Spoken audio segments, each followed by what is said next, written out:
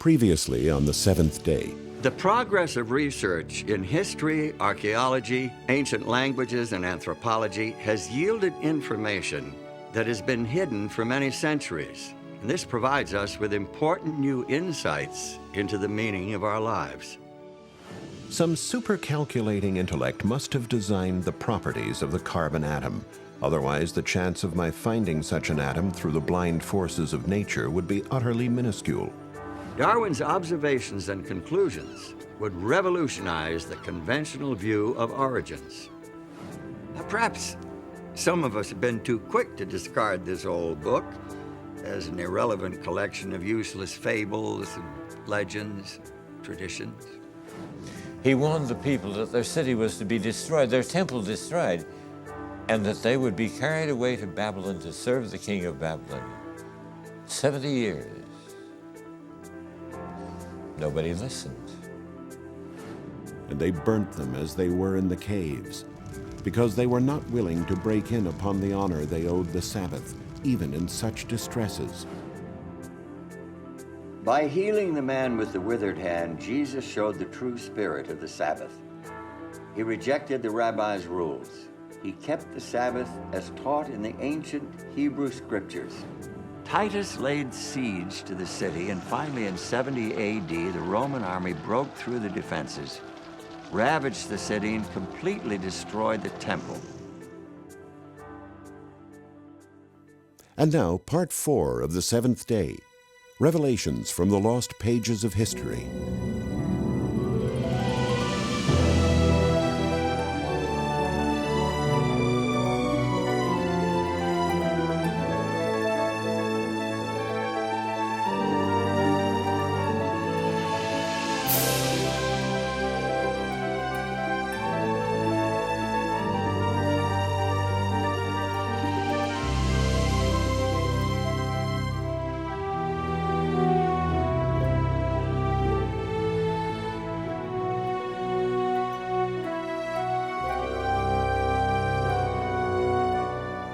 About 95 or 100 AD, a change was made in the synagogue service.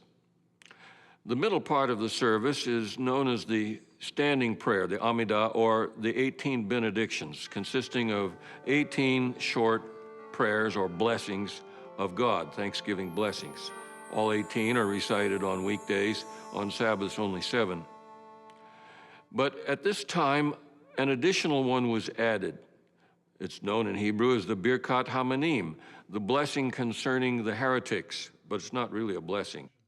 May the apostates have no hope. May the dominion of wickedness be speedily uprooted in our day. May the Nazarenes and the heretics quickly perish and not be inscribed together with the righteous. Blessed art thou, the eternal our God, who crushes the wicked. It smoked out the Christians because anyone could be asked to lead out in the recitation of this. Anybody, or everybody was supposed to say Amen at the end of each one. And this made it very uncomfortable, in fact, impossible for Christians to participate in the Pharisee-led synagogue service from that time onward. The evidence of this synagogue prayer helped sharpen our picture of first-century Christians. It's clear that they were keeping the Sabbath right along with their Jewish brothers.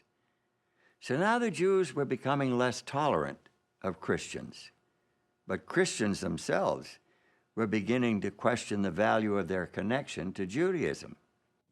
In the early church literature, Christians are really desperate to separate from Judaism and to distinguish themselves. As a result, there is the appearance of a great deal of anti-Judaism or anti-Semitism. Some of it is invective, nasty comments about Jews. Some of it is pushing away from what they saw as Old Testament religion. There were practical reasons for the Christians to distance themselves from the Jews. No doubt they were swept up in the current of anti-Jewish sentiment, not surprising given the level of conflict between Jews and the Roman Empire at the time. Although the Jews were scattered throughout the Mediterranean region and beyond, many of them still dreamed of a great Jewish nation and ultimate victory over their enemies. And in North Africa, around 115 AD, these dreams flared into violence. The Jews in the region of Cyrene had put a certain Andreas at their head and were destroying both the Romans and the Greeks. Many they sawed in two from the head downwards. Others they gave to the wild beasts, and still others they forced to fight as gladiators. In all, 220,000 persons perished. In Egypt, too, they perpetrated many similar outrages, and in Cyprus, Dio Cassius. A few years later, in 132, Jewish opposition to imperial authority exploded into another violent revolt. This time, it was in Jerusalem. The leader of the Jews at this time was a man by the name of Bar Kokhba, which signifies a star, who possessed the character of a robber and a murderer, but nevertheless, relying upon his name, boasted to them as if they were slaves that he possessed wonderful powers. And he pretended that he was a star that had come down to them out of the heaven to bring them light in the midst of their misfortunes. Our ancient sources give us two reasons for the Bar Kokhba uprising. First, a prohibition by the Roman Emperor Hadrian, a prohibition against circumcision. Jews would no longer be allowed to practice circumcision. Second, the decision by the Emperor Hadrian to rebuild Jerusalem as a pagan city, the city of Aelia Capitolina. Imperial forces finally crushed the rebellion in 135. Hadrian banned Jews from Jerusalem and prohibited Sabbath keeping and other Jewish rites of religion. So there was strong anti-Jewish sentiment throughout the Roman Empire. Jews were the enemy. Christians didn't want to be associated with the Jews and thought of as the enemy. And the easy way to disassociate themselves was to renounce the Sabbath, which was a mark of Jewishness. So where and when did Christians first begin to observe an alternate day of worship? The lost pages of history lead us in a surprising direction. Alexandria, Egypt, founded in 332 BC by Alexander the Great, one of the world's great centers of literature, science, and commerce, a melting pot of religious ideas and classical philosophy. There is solid evidence that Christians in Alexandria were the first to replace Sabbath observance with first day, that is Sunday, worship. This began shortly before 120 AD.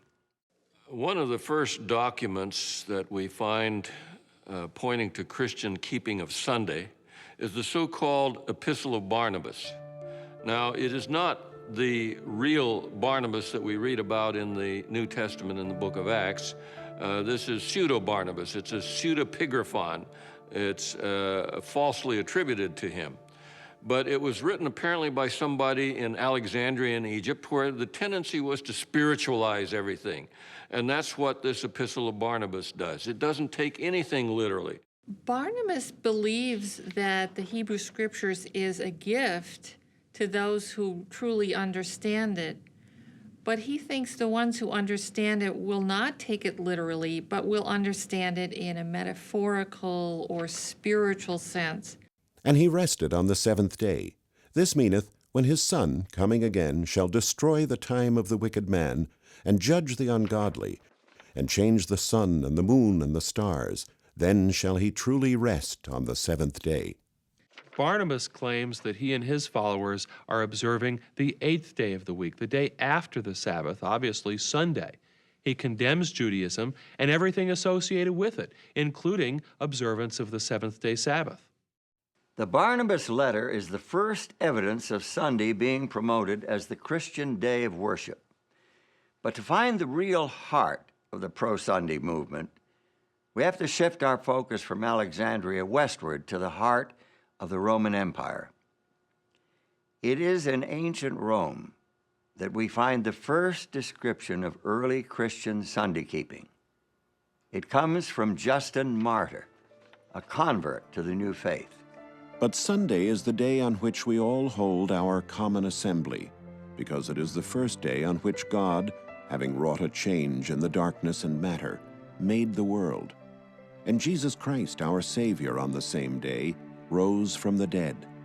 early Christian Sunday keepers needed a theological justification for keeping the first day of the week, and they found it in linking the first day to the first day of creation. In doing that, they were denying the authority of Christ, who declared himself to be Lord of the Sabbath, the seventh day of creation week. For in 6 days the Lord made heaven and earth, the sea, and all that in them is, and rested the seventh day. Wherefore the Lord blessed the Sabbath day and hallowed it. We have reached a critical defining moment in our story. By isolating the weekly holy day from its biblical roots, church leaders cut off the Sabbath from its source of spiritual meaning. It would become a hollow formality, a political hot potato, a test of authority, and a pawn in a centuries-long power struggle. Sunday was an attractive replacement for Sabbath because Sunday was beginning to draw to itself a certain amount of aura because of new developments in the pagan religion that made Sunday the day of worshiping the sun and thinking of the sun. I suppose it was inevitable that elements of pagan worship would find their way into Christianity. Christians were, after all, a small minority in a distinctly pagan world, a world that worshiped mythical gods, dead emperors, and the invincible sun. Historians commonly date the beginning of the Roman Empire as 31 BC. That's when Octavian defeated the forces of Antony and Cleopatra and came back to Rome to rule as the first Caesar, Caesar Augustus. And it was at that time that he shipped back to Rome 2 great obelisks. One of those he set up in the Circus Maximus. You know, it was not only that it was dedicated to the sun god, but it was also a very visible sign that Rome had conquered Egypt, that the dedication on it said, Caesar Augustus dedicates this as a gift to the sun, but it also says, because Egypt has been conquered. And so the people who came to the Circus Maximus to watch the games could see not only this dedication to the sun, but also the realization that the Roman sun god had prevailed over the Egyptian sun god. Reports from the mid-1st century provide additional evidence of the popularity of sun worship. The notorious Emperor Nero commissioned a sculptor to create a statue nearly 115 feet tall, topped with the likeness of his own head in the style of the sun god. When Vespasian built his great amphitheater, which we call today the Colosseum, he took that enormous colossus is the ancient word for statue, that enormous colossus of Nero, changed the features on the face, and dedicated it to the sun god. Emperor Elagabalus was so devoted to his eastern sun god that he took the deity's name. He brought his god in the form of a black meteorite all the way from Syria to Rome and adopted an eastern lifestyle. The sun was worshipped at Emesa under the name Elagabalus, and under the form of a black conical stone, which, as it was universally believed, had fallen from heaven on that sacred place. In a solemn procession through the streets of Rome, the way was strewn with gold dust. The black stone, set in precious gems, was placed in a chariot drawn by 6 milk-white horses. The pious emperor held the reins. Elagabalus, corrupted by his youth, his country, his fortune, abandoned himself to the grossest pleasures with ungoverned fury. And so his Eastern dress and his Eastern orgies and his Eastern behavior brought Elagabalus to grief after 4 years. And even though his god was sent back, the black stone was shipped back to Syria, that sun worship continued. The ancient historian Plutarch reports how the Roman general Pompey went to the eastern Mediterranean to deal with a problem of pirates attacking commercial shipping. This is about 50 BC. Well, he conquered the pirates, captured them, brought them back to Rome. Turns out the pirates were worshipers of Mithras, the sun god. And from those pirates, the worship of Mithras became very popular in Rome, especially among the military. I think that Roman military men would find Mithras a particularly attractive divinity. He was a warrior himself, fighting for the forces of good. It was a hierarchical religion, and one could progress from grade to grade. There were 7 grades of Mithraism, much like in an army. And thirdly, it was a religion of brotherhood and fellowship. They would meet together not only to worship their God, but to eat a meal in common. We hear about Roman soldiers having come back from the east who pray at dawn, facing the east, facing the sun. And this is when we begin to get in Rome a mention of Deus Sol Invictus. That is to say, the unconquerable sun god. Unconquerable because the night tries to conquer the sun in each 24-hour period. But at dawn, the sun has survived. The sun has vanquished the night.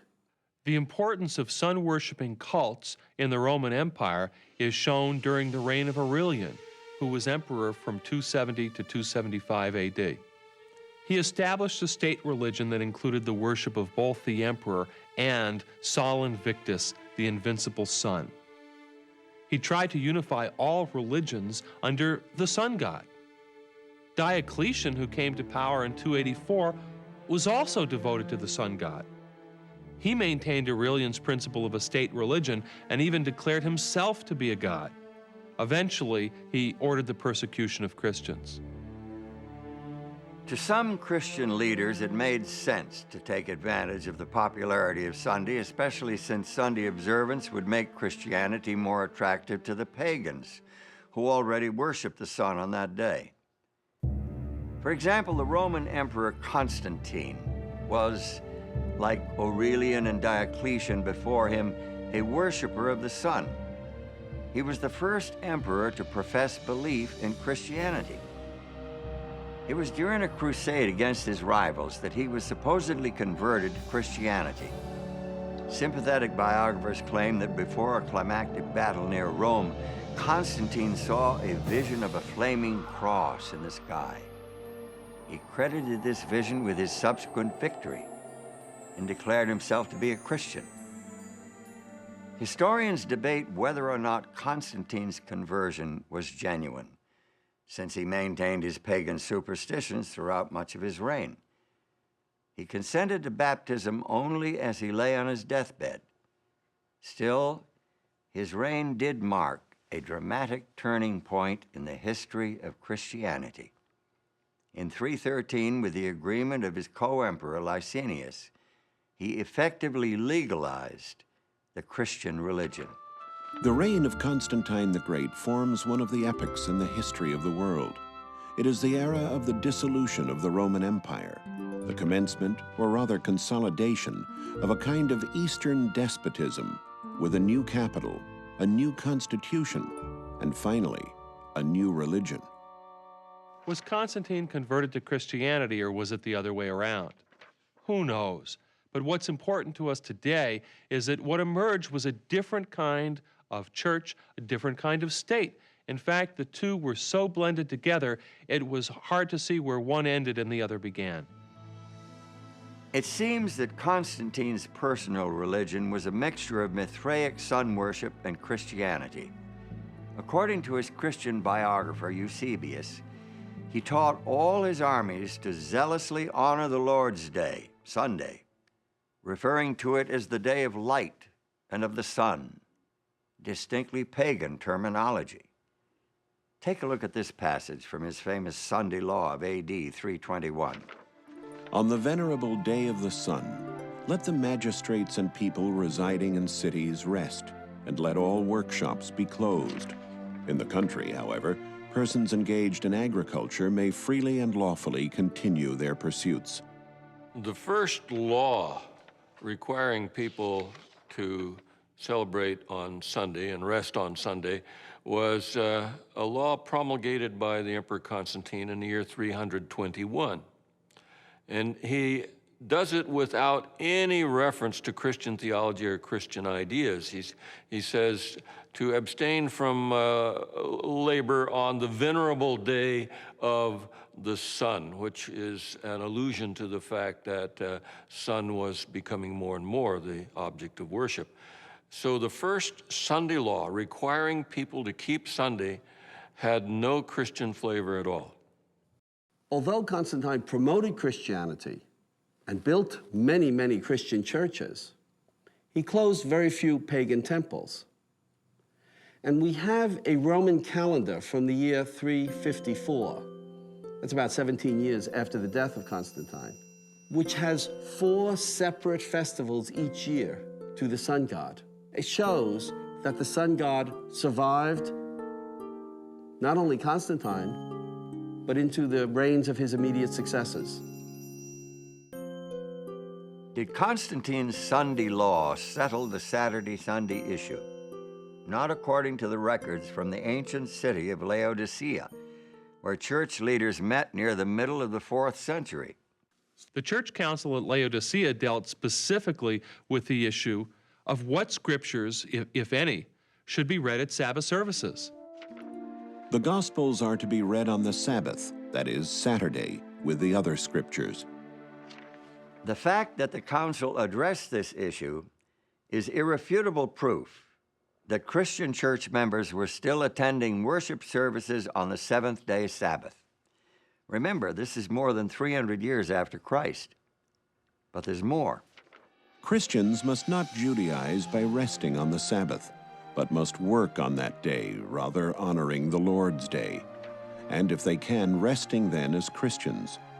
But if any shall be found to be Judaizers, let them be anathema from Christ. What did the council mean by Judaizers? Judaizers were those Christians who did not work on Sabbath, like the Jews. Church leaders wanted everyone to work on Sabbath and to refrain from work on the first day of the week, which they now called the Lord's Day. And this was consistent with the Sunday law enacted by the Emperor Constantine. In spite of the popularity of sun worship and the Sunday laws of emperors, many Christians continued to worship on the 7th-day Sabbath. In fact, Christian churches that abandoned the Sabbath were in the minority. For although almost all churches throughout the world celebrate the sacred mysteries on the Sabbath of every week, yet the Christians of Alexandria and at Rome, on account of some ancient tradition, have ceased to do this. Without question, Christians were still observing the 7th-day Sabbath clear down in the second half of the 4th century. In spite of theological arguments, anti-Jewish prejudice, and the decree of an emperor, the Sabbath of the Creator was not dead. The succeeding centuries saw the Sabbath at the heart of controversy between popes and patriarchs. The weekly day of rest and worship became a test of church authority and a sign of submission to the sovereignty of a new kind of religious government. It became a major cause of the great rift that divided the Christian church for 900 years. Next time on the 7th day, I am Patrick, a sinner most unlearned, the least of all the faithful, and utterly despised by many. Then I took to flight, and I left the man with whom I had stayed for 6 years. Columba and his fellow missionaries firmly planted the Christian religion in Scotland. Their converts resisted the growing influence of Rome, which promoted Sunday as the day of worship. When Margaret first came to Scotland, she was dissatisfied with Sunday observance as she found it. She found that lay people tended to carry on their menial labors on Sunday. The Sabbath to Sunday change became a mark of Roman Catholic or papal authority. Marcion wanted to discredit the Sabbath because it was an image of creation. For him, creation was an evil deed of an evil God, the God of the Old Testament. In 602, Pope Gregory identified Sabbath keepers with the Antichrist. He called them Judaizers because of their determination to observe the seventh day as a day for rest and worship. Sabbath was a day of feasting. In fact, to fast on the Sabbath meant to break the Sabbath. And so this was another way of distancing Christianity from Judaism.